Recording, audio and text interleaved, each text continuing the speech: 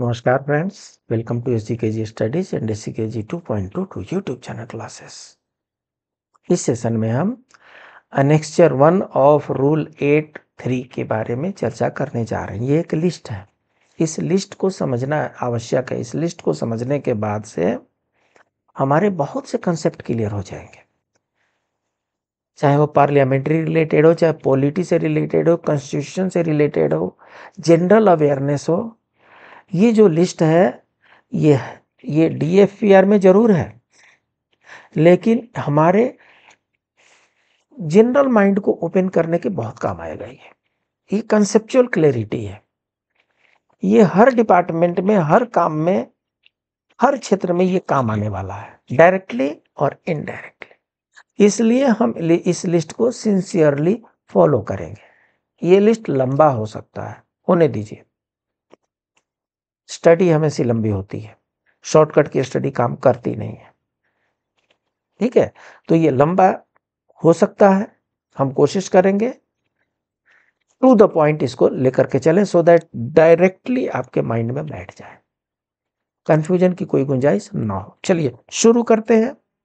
DFPR 2024 rule number 8.3 that is related to annexure 1। So ये rule number 8 है का 3 है। The primary unit of appropriation or standard object heads shall be as specified by the finance ministry from time to time. A list of standard object head is as annexure 1. So यहां पर क्या है, revenue section का expenditure है and capital section का expenditure है। जितने expenditure है उनको रेवेन्यू सेक्शन में एक्सपेंडिचर, कैपिटल सेक्शन एक्सपेंडिचर और एक और हेड एडजस्टमेंट वाला 3 में बांटा गया है। तो एडजस्टमेंट वाला तो प्योरली डिपार्टमेंटल है, लेकिन रेवेन्यू सेक्शन का और कैपिटल सेक्शन का जानना हमारे लिए आवश्यक बन जाता है। तो देखिए, सबसे पहले हम ये समझ लेते हैं कि कैपिटल एक्सपेंडिचर क्या कहते हैं एंड रेवेन्यू एक्सपेंडिचर क्या होता है। So capital expenditure and revenue expenditure, it is 2 types of spending that businesses use to maintain operation. इन दोनों के पर्पस अलग अलग होते हैं। जो कैपिटल एक्सपेंडिचर होता है, it's long term investment in asset. Asset creation होता है। अकाउंटिंग की जब हम क्लासेस कर रहे थे, अकाउंटिंग वाले क्लासेस हमारे दूसरे वाले चैनल पे, तो उसपे असेट के बारे में हमने चर्चा किया है। असेट एंड लायबिलिटी होती है जब बैलेंस शीट को बनाते हैं। तो कैपिटल एक्सपेंडिचर क्या है, it is a long term investment in asset that will contribute to a institution revenue over long time. लंबे समय तक रेवेन्यू जनरेशन का काम करती है। So capital assets, capital expenditure में क्या क्या इंक्लूड हो सकते हैं? Purchase of building, machinery, equipment, vehicles. So इसलिए capital expenditure is recorded as an asset on balance sheet. यह अलग बात है कि इनमें से कुछ का डेप्रिसिएशन होता है, कुछ का एप्रिसिएशन होता है, but capital expenditure is for long term investment, right. जो रेवेन्यू एक्सपेंडिचर होता है, it is a short term expense incurred to generate revenue such as salary. Salary देंगे तभी सर्विसेज मिलेगी ना। सो इसलिए capital expenditure long term investment है। Revenue expenditure short term expense है, ये इन्वेस्टमेंट नहीं है, ये एक्सपेंस है incurred to generate revenue such as salary, rent, utility, supplies, and that is why revenue expenditure is recorded in income statement and expensed immediately। आता है और चला गया, खर्च हो गया, राइट।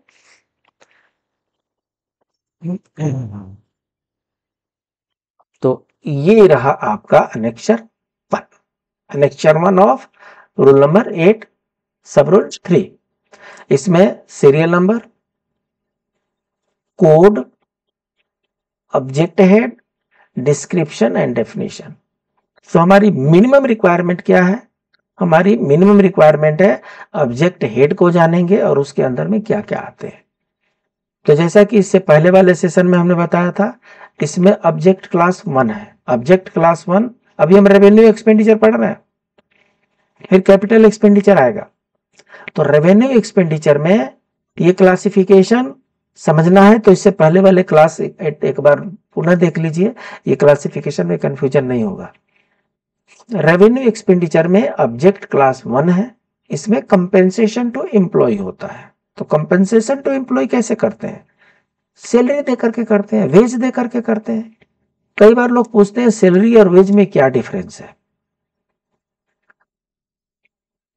सैलरी जो होता है it pay to the government employ as defined under FR 921, honorarium to government employees, stipend to interns,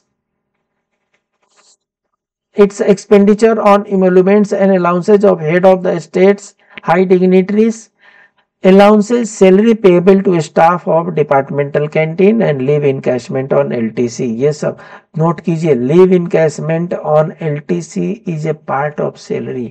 LTC अलग से आएगा। wages क्या होता है? It will include wages of laborers and of staff at present paid out of contingency fund। So basically जितने लोगों को on roll पे किया जाता है वो सैलरी में आ जाएंगे, और जो लेबरस कैटेगरी के हैं और जो कंटीजेंसी फंड से पेमेंट किया जाता है बेसिकली वो वेजेज में आता है। ठीक है, salary includes leave encashment on LTC। ठीक है, next, rewards. It will include rewards under a scheme given to the government employee in addition to their pay and allowances. It will also include pay of bonus and cash awards for Hindi प्रतियोगिता। So reward में क्या क्या आ गया? Reward में bonus आ गया and cash award for Hindi प्रतियोगिता, ये reward में आ गया। अब क्या है? Medical treatment. मेडिकल ट्रीटमेंट आप सबको पता है, treatment of the government employees and pensioners, ये रिम्बर्समेंट होता है। अलाउंसेज में क्या आ जाएगा? रिम्बर्समेंट भी होता है, ट्रीटमेंट भी होता है, दोनों होता है। अलाउंसेज में it will include as applicable. Allowances में क्या क्या आता है? DA आता है, HRA आता है, ट्रांसपोर्ट आता है, कंपेंसेटरी अलाउंसेज होते हैं, नाइट अलाउंसेज होते हैं, ओवर टाइम अलाउंसेज होते हैं, ये सब अलाउंसेज में आते हैं। ठीक है, डिफेंस में राशन अलाउंसेस भी होते हैं, डिफेंस में यूनिफॉर्म अलाउंसेस होते हैं, क्लोथिंग अलाउंसेस MTS को सब जगह लगभग दिया जाता है। तो ये सब अलाउंसेस में आता है। केयर टेकर का अलग से अलाउंसेस देते हैं। फिर leave travel concession, it will include air, rail, बस fair, fair of any other mode of transport entitled under LTC। LTC head में ये जाएगा। जो सैलरी हेड में जो था, मैं आपको फिर से दिखा दूं, सैलरी हेड में सिर्फ लीव इनकैशमेंट ऑन LTC है। लीव इनकैशमेंट 10 डेज का होता है, उसके जो अमाउंट आएंगे वो सैलरी में आएंगे, और बाकी LTC में जो फेयर जो हम चेक रिम्बर्समेंट कराते हैं, एयर फेयर, रेल फेयर, वो सब LTC के हेड में आएगा। फिर ट्रेनिंग एक्सपेंसेस, इसमें क्या आएगा? Cost of training. Cost of training में क्या होगा? फी होता है, कंटीजेंसी चार्जेज होते हैं, मटेरियल चार्जेज होते हैं, वर्कशॉप होते हैं, डोमेस्टिक और फॉरेन ट्रेवल एक्सपेंसेस होते हैं, ये सब ट्रेनिंग एक्सपेंसेस में होते हैं। ठीक है, आपका अपना चैनल SGKG स्टडीज, इसको लाइक करें, सब्सक्राइब करें, अपने दोस्तों के बीच में शेयर करें। ऑब्जेक्ट नंबर 2, ऑब्जेक्ट नंबर 1 अभी हम पढ़ रहे थे। Object class 2, social security of employees. And to be frank, social securities में पेंशनरी चार्जेज आते हैं। एंड अब कहेंगे कि नेशनल पेंशन स्कीम में तो पेंशन होता नहीं है, तो उसमें नेशनल पेंशन स्कीम में जो गवर्नमेंट का कंट्रीब्यूशन होता है ना, 10% एम्प्लॉय का कंट्रीब्यूशन है, 14% सेंट्रल गवर्नमेंट पे करती है। तो जो गवर्नमेंट का कंट्रीब्यूशन है that comes under pensionary charges. इसमें फ्रीडम फाइटर के भी पेंशन आते हैं। ये फ्रीडम फाइटर का पेंशन आएंगे, retirement date, termination of services, NPS, ये सब आपके पेंशनरी चार्जेस में आते हैं। However not include social security expenses such as old age pension. वृद्धा पेंशन पेंशनरी स्कीम में नहीं आता है, नोट कर लीजिए। ओल्ड एज पेंशन जो होता है, वृद्धा पेंशन के नाम से जाना जाता है, 60 ईयर से ऊपर वालों को पे किया जाता है, उनमें ये पेंशनरी चार्जेस के हेड में उसको नहीं काउंट किया जाता है, उसका हेड अलग है। Object class number 3, goods and services. Goods and services में क्या आएगा? Domestic travel expenses and foreign travel expenses.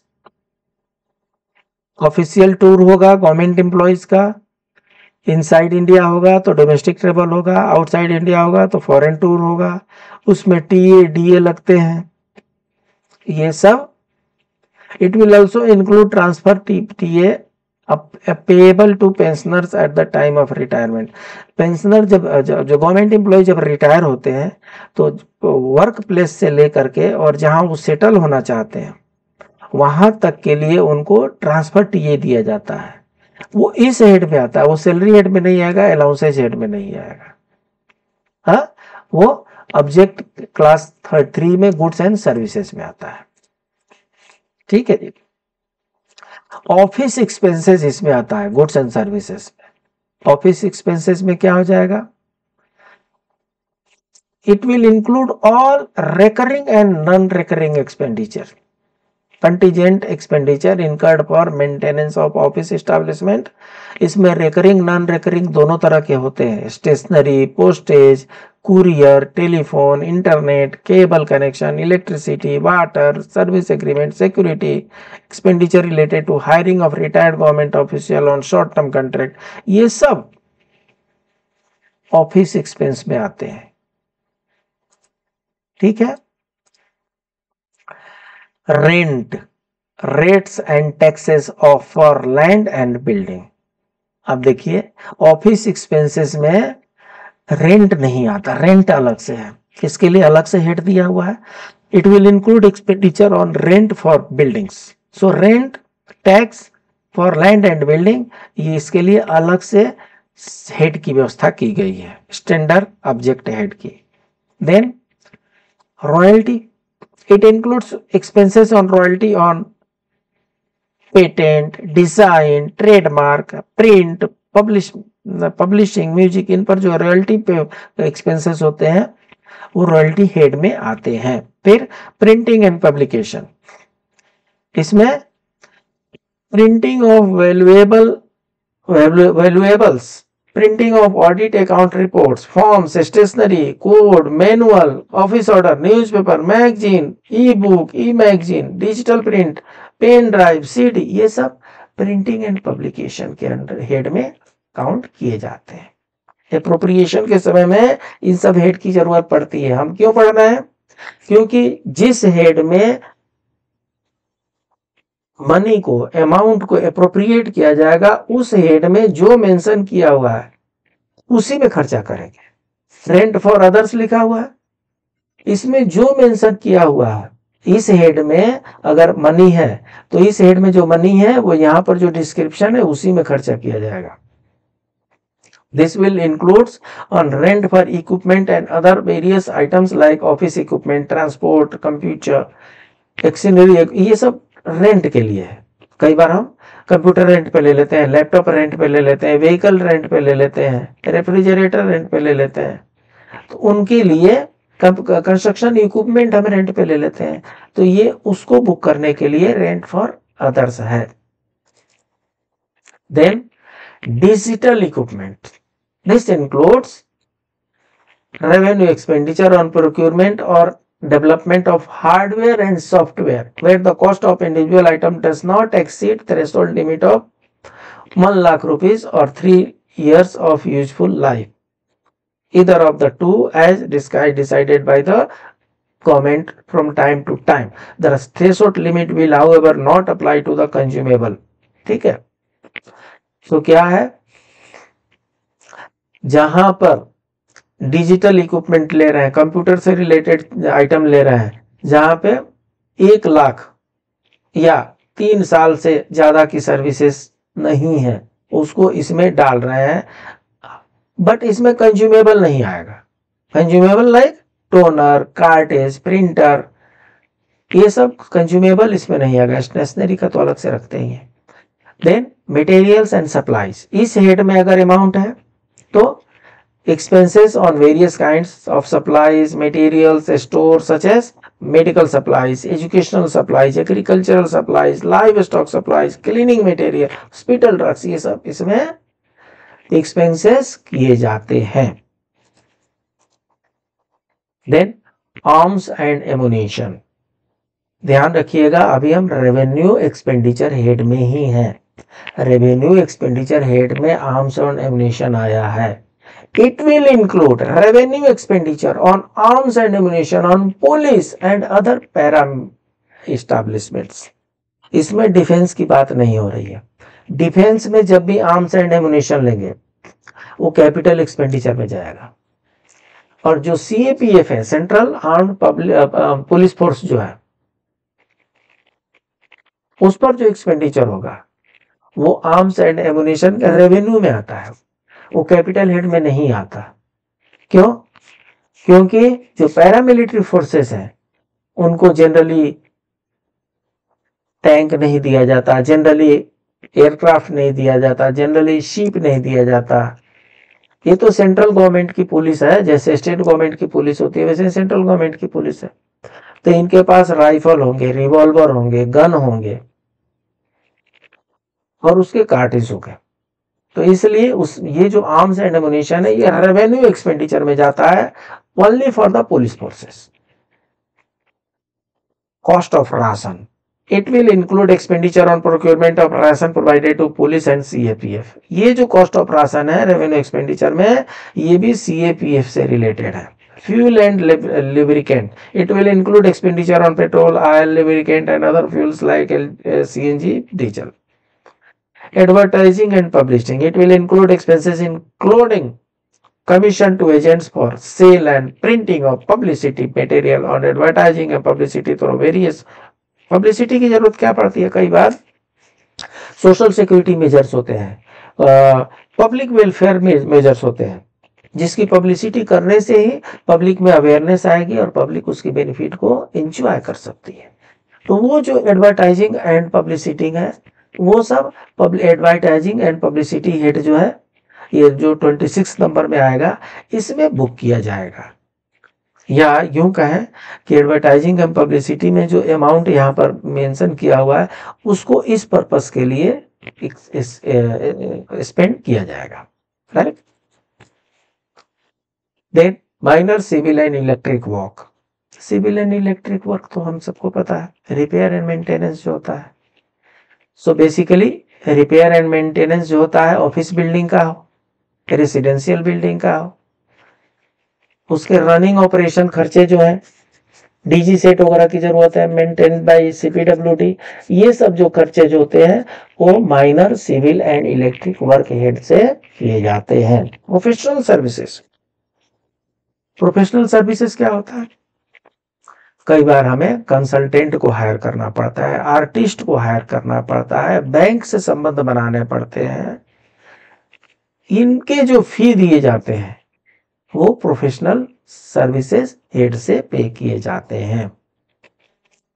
Repair and maintenance, it will include expenses on repair and maintenance including all maintenance contract of equipment such as machinery and equipment, office equipment, equipment for other functions, digital office equipment for office use. ये repair and maintenance है, इसमें ये सारे head आ जाएंगे, आप note कीजिएगा। इसमें highway है, ब्रिज है, रोलिंग स्टॉक रेल है, होवरक्राफ्ट है, रेडार है, एयरक्राफ्ट है, टूल्स है, प्लांट है, आर्म्स एंड एम्यूनिशन है, हेलीकॉप्टर है, but exclude expenditure on upgradation mid life rehabilitation, upgradation नहीं कर सकते। रिपेयर एंड मेंटेनेंस में जो आपके पास इक्विपमेंट है उस इक्विपमेंट को अनसर्विसेबल हो गया है तो उसको सर्विसेबल कर सकते हैं, उसका अपग्रेडेशन नहीं कर सकते। अपग्रेडेशन के लिए आपको कैपिटल हेड में जाना पड़ेगा।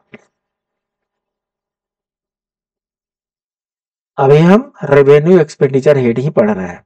बैंक एंड एजेंसी चार्जेज होते हैं, वो आपको इस हेड से लेना है। अवार्ड्स एंड प्राइजेज होते हैं, उसके लिए आपको ये हेड दिया हुआ है। अब रेवेन्यू हेड में ही ऑब्जेक्ट हेड 4 है, aid and assistant. Grant in aid है, ग्रांट इन एड जो है it will include grant in aid released for payments other than salary and creation of capital asset. It will also include expenditure on welfare activities. So basically grant in aid जो होते हैं other than salary होते हैं। contribution made to international or national organization related to membership। हम लोग member है ना, UNO के मेंबर है, यूनेस्को के मेंबर है, डब्ल्यूटीओ के मेंबर है, तो उसके मेंबरशिप चार्जेस लगते हैं, तो रेवेन्यू एक्सपेंडिचर में उसको कंट्रीब्यूशन हेड में काउंट किया जाता है। सब्सिडीज, इंडिया एक डेमोक्रेटिक कंट्री है और कई प्रकार के लोक लुभावने वादे करके लोग पॉलिटिक्स में आ जाते हैं, पावर में आ जाते हैं, और पावर में आने के बाद से उन लोक लुभावने वादों को पूरा करने के लिए सब्सिडीज की जरूरत पड़ती है, तो वो सारे सब्सिडीज हेड में काउंट किए जाते हैं। अगर सब्सिडी हेड में आपने बजट में बुकिंग किया है तो लोक लुभावने वादे जो है उसको पूरे कर पाएंगे, अगर उसमें बजट में उसका प्रोविजन नहीं है तो नहीं कर सकते। Scholarship, it will include the amount of scholarship released to various institution, organization और beneficiaries और individuals। तो स्कॉलरशिप क्या होता है, छात्रवृत्ति से रिलेटेड होती है, कई प्रकार की स्कॉलरशिप होती है, वो सब इस सेट में आते हैं। Grants for creation of capital assets, it will include grants in aid released for payment for creation of capital asset। it will also include viability gap funding, expenditure on the project run under viability gap fund is funding scheme। so कुछ ऐसे यहाँ पर revenue expenditure की जरूरत पड़ती है जो capital asset की क्रिएशन में हेल्प करते हैं। कैपिटल असेट क्रिएशन के लिए नहीं है, ये हेल्प करते हैं, ऐड करते हैं कैपिटल असेट क्रिएशन में, वो रेवेन्यू एक्सपेंसेस इस ग्रांट में इंक्लूड किए जाते हैं। Then grant in aid for the salary, इसमें क्या हो गया, it will include grants in aid release for payment of salary. कुछ लोगों का सैलरी जो होता है ग्रांट से ही आता है। एड मटेरियल एंड इक्विपमेंट, इसमें aid equipment and material transferred to ministry और डिपार्टमेंट और other government organisation. It will also include grant given in kind grantee body. So basically ये मटेरियल एंड इक्विपमेंट से related aid है, assistance है। Object class number 5 जो है miscellaneous revenue expenditure, इसका मतलब कि रेवेन्यू एक्सपेंडिचर का हेड यहाँ पर खत्म हो रहा है। मिसलेनियस आ गया ना, जब भी मिसलेनियस आएगा तो लगभग वो हेड खत्म होने वाला है। तो जो 4 हेड में जो काउंट नहीं हो पाए वो 5वें हेड में, वो क्या क्या है, सीक्रेट सर्विस एक्सपेंडिचर। गवर्नमेंट को बहुत से सीक्रेट सर्विसेज हायर करनी पड़ती है, उसको रिवील नहीं कर सकते, तो इस हेड में वो बजट मार्क किया जाता है सीक्रेट सर्विस एक्सपेंडिचर।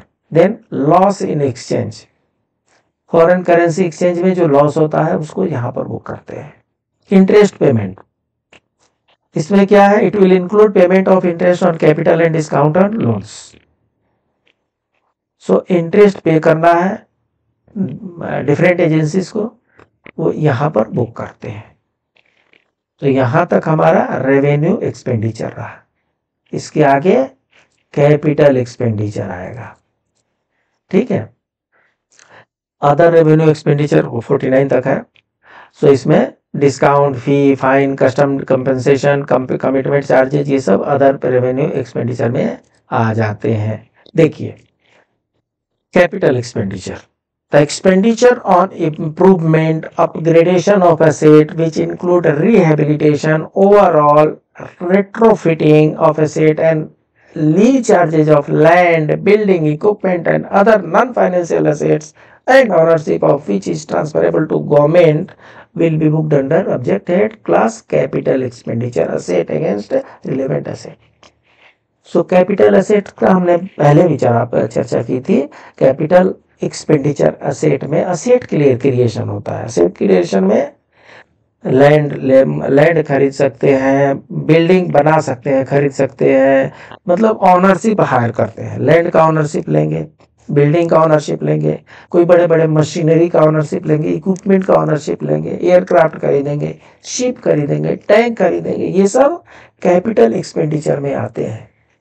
उनका हेड एक एक करके देख लेते हैं। आपका चैनल ACKG 2.22, इसको लाइक करें, सब्सक्राइब करें, अपने दोस्तों के बीच में शेयर करें।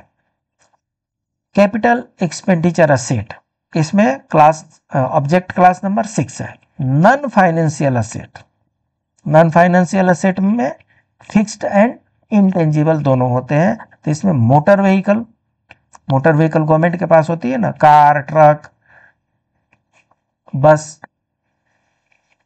ये सब मोटर व्हीकल में आते हैं। इसको खरीदना है, उसको परचेज करना है, उसको हायर करना है, तो इसके लिए परचेज का है, बेसिकली परचेज करना है, तो इसके लिए कैपिटल एक्सपेंडिचर हेड में मोटर व्हीकल हेड में अमाउंट अप्रोप्रिएट किया जाता है। मशीनरी एंड इक्विपमेंट, इसमें विभिन्न प्रकार के मशीनरी एंड इक्विपमेंट को प्रोक्योर किया जाएगा, हायर नहीं, प्रोक्योर किया जाएगा। Information, computer, telecommunication, ICT equipment, इस हेड में, कंप्यूटर हेड में पैसा रहेगा तभी कंप्यूटर खरीदेंगे। मोटर व्हीकल हेड में पैसा है नहीं जी, उससे मोटर व्हीकल खरीदेंगे। मशीनरी हेड में अगर अप्रोप्रिएशन हुआ उससे मशीनरी खरीदेंगे। कंप्यूटर हेड में पैसा है उससे कंप्यूटर खरीदेंगे। तो ये अप्रोप्रिएशन करते समय इसमें वो पार्क करना पड़ता है amount. Building and structure, residential building, office building, hospital, lab, auditorium, light house, shelter, public monuments, statues, ये सब क्या क्या है? ये सब बिल्डिंग एंड स्ट्रक्चर में आते हैं। अगर बिल्डिंग एंड स्ट्रक्चर में अमाउंट पार्क्ड है, एप्रोप्रिएशन हुआ है, तो इन सब कार्यों में इसकी खर्चा किया जा सकता है। इंफ्रास्ट्रक्चर असेट्स, इसमें क्या होते हैं? Road, building, tunnels, irrigation project, power project, sports infrastructure, water and sewage, railway, ship, port, satellite, airport, aircraft, motor boat, ये सब इंफ्रास्ट्रक्चरल असेट में काउंट किए जाते हैं। इस हेड में जो मनी पार्क होगी, इस हेड में जो अप्रोप्रिएशन होगा, वो इन सब काम के लिए खर्चे किए जाएंगे। Right. Furniture and fixture, so furniture के बारे में तो हम सबको पता ही है। It will include expenditure on purchase of furniture and fixture exceeding threshold limit of 1 lakh rupees or 3 years useful life, either of the two or for office use. So या तो अमाउंट जो है 1 लाख रुपए से ज़्यादा हो या उसकी सर्विसेज 3 ईयर से ज़्यादा की हो, तभी वो कैपिटल एक्सपेंडिचर में आएगा। अगर अमाउंट उसकी 1 लाख से कम है तो रेवेन्यू एक्सपेंडिचर में चला जाएगा और कैपिटल में नहीं आएगा। अगर उसके यूसेज 3 ईयर से कम है और रेवेन्यू एक्सपेंडिचर में चला जाएगा, कैपिटल एक्सपेंडिचर में नहीं आएगा। कैपिटल एक्सपेंडिचर में वही आएगा जिसकी वैल्यू 1 लाख से ज़्यादा हो और जिसकी सर्विसेज 3 ईयर से ज़्यादा हम लेने जा रहे हैं। Then arms and ammunition, it will include procurement of arms and ammunition of capital nature। ठीक है जी। आर्म्स एंड एमुनिशन CAPF का जो था वो रेवेन्यू में था, और जो ये जो डिफेंस का है ये कैपिटल हेड में। Upgradation, procurement of heritage asset and ETC, इसमें क्या है? रिहेबिलिटेशन, ओवरऑल री रूफिंग, ये जितने भी हेरिटेज नेचर के हैं, आर्कियोलॉजिकल नेचर के हैं, वो सब इस हेड में उसके लिए प्रोविजन किया जाता है। Other fixed asset, other fixed asset में क्या होता है? लाइब्रेरी बुक्स होते हैं, पब्लिकेशन होते हैं, ट्रीज होते हैं, क्रॉप्स होते हैं, प्लांट्स होते हैं, जिनके नेचुरल ग्रोथ हो ऐसे होते हैं, ये सब अदर फिक्स्ड एसेट में आता है। और इसमें क्या आता है?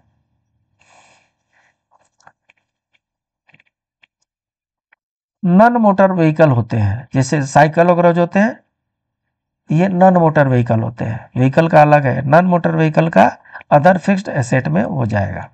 ठीक है जी। Land consisting of the ground, land for office, residential, soil covering, reservoir, lakes, rivers, inland water, ये सब लैंड के हेड में एक्सपेंसेस किए जाते हैं। Non produced asset other than land, other than land में क्या आते हैं? Mines, ores, mineral reserves, water resources, under water resources, oil, ferrous, non ferrous, ये सब चीजें non produced asset other than land के अंदर में आते हैं, इनके खर्चे इसमें बुक किए जाते हैं। इंटेंजिबल एसेट में क्या क्या आ जाएंगे? Copyright, patent, goodwill, intellectual property. So जितने भी आईपीआर हैं वो सब आईपीआर इंटेंजिबल एसेट में बुक किए जाते हैं। अगर इस हेड में पैसे पार्क किए गए, अप्रोप्रिएशन हुआ है, तब तो आप खर्चे कर सकते हैं। बजट जब पढ़ेंगे आप तो उसमें देखेंगे कि किस हेड में कितना गवर्नमेंट ने दिया है, जिस हेड में गवर्नमेंट ने जितना दिया उसी में उतना खर्चा कर सकते हैं। ऑफिस का जब बजट आता है उसमें भी ऐसे ही हेड होते हैं, उसी हेड में जिस हेड में पैसे आए हैं उसी हेड में हम खर्चे कर सकते हैं। राइट। अब कैपिटल हेड ही हम पढ़ रहे हैं। कैपिटल हेड में ऑब्जेक्ट हेड 7 जो है फाइनेंशियल असेट है, इन्वेस्टमेंट। गवर्नमेंट इन्वेस्टमेंट भी करती है ना, किस लिए? For purchase of shares, equity, investment in securities, investment in fixed and term deposit and other investment. इसमें गवर्नमेंट का जो भी इन्वेस्टमेंट होता है वो इस हेड में उसके लिए अप्रोप्रिएशन किया जाता है। Loans and advances, repayment of borrowing, government पैसे लेती है उसको वापस करना है। सब्सक्रिप्शन, ये कैपिटल नेचर के सब्सक्रिप्शन है, ये रेवेन्यू नेचर के नहीं है। रेवेन्यू नेचर का जो सब्सक्रिप्शन है वो इंटरनेशनल बॉडीज को पे किया जाता है, ये कैपिटल नेचर का सब्सक्रिप्शन है। अदर कैपिटल एक्सपेंसेस, इसमें क्या होता है? It will include all other capital expenses which can not be classified any of the above, जो यहाँ पर मेंशन नहीं किए हैं कैपिटल में, वो सब इस मिसलेनियस में आ जाएंगे 60 में। ठीक है जी। इसके बाद से accounting adjustment, this could be the last major head and object head is number 8, accounting adjustment. इसमें क्या होता है? सस्पेंस अकाउंट एक होता है, जो बैंकिंग से रिलेटेड लोग हैं उनको पता है सस्पेंस अकाउंट क्या होता है। The amount kept under suspense head for want of complete detail, कहीं पर पैसे भेजने थे, यहां से इस अकाउंट से निकल गए, उस अकाउंट में उस या तो अकाउंट डोरमेंट है, नहीं तो क्लोज है, नहीं तो इनसफिशियंट डेटा है, उस अकाउंट में पैसे नहीं गए और यहां से निकल गए, तो उसके लिए एक सस्पेंस अकाउंट बनाया जाता है, उस सस्पेंस अकाउंट में पैसे रहेंगे। In due course of action, या तो उसको इधर विड्रॉ किया जाएगा और नहीं तो उसकी जो अकाउंट प्रॉब्लम है उसको रेक्टिफाई किया जाएगा और उसको पुश किया जाएगा, नहीं तो सेकेंड टाइम भेजा जाएगा, उसको सस्पेंस अकाउंट कहते हैं। डेप्रिसिएशन, जितने भी हमारे पास असेट होते हैं, असेट का दो ही नेचर है, वो अप्रिसिएट भी कर सकता है, डेप्रिसिएट भी कर सकता है। डेप्रिसिएशन करता है उसको इसमें पर अकाउंटिंग एडजस्टमेंट में बुक करना पड़ता है।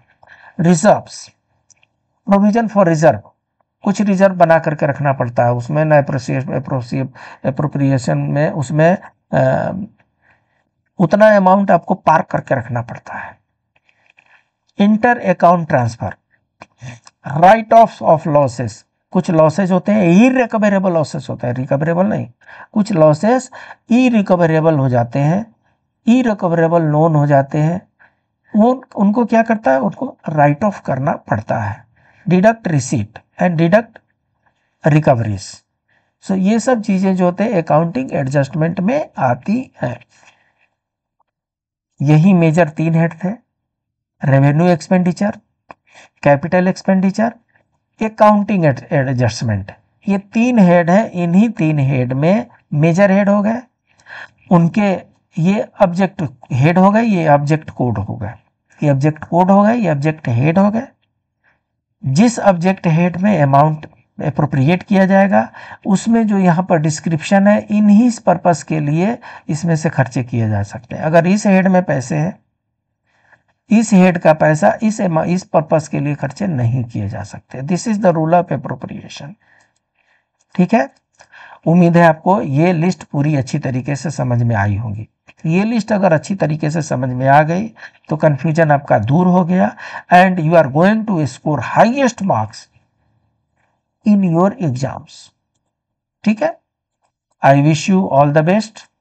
मिलते हैं अगले क्लास में, तब तक के लिए आप सभी को नमस्कार।